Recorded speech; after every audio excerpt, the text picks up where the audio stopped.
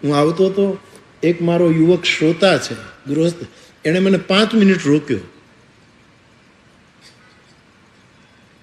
એણે એની એક ચિઠ્ઠી વાંચી. ગૃહસ્થ છું બાપુ,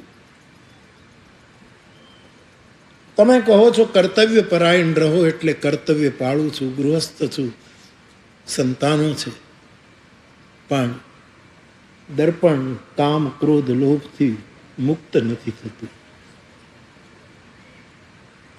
પોક મૂકવાની જ બાકી હતી એને.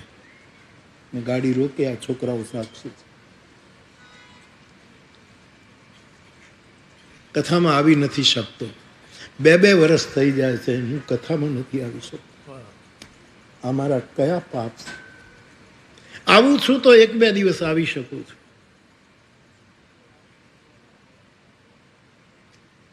આ દર્પણ, આ મનોદશા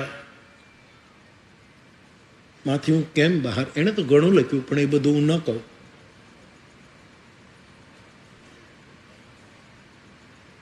બાપ, દર્પણને વધારે ને વધારે સ્વચ્છ રાખવું, પછી મનનું, હૃદયનું, ચિત્તનું, નેત્રનું, ચહેરાનું, કાયાનું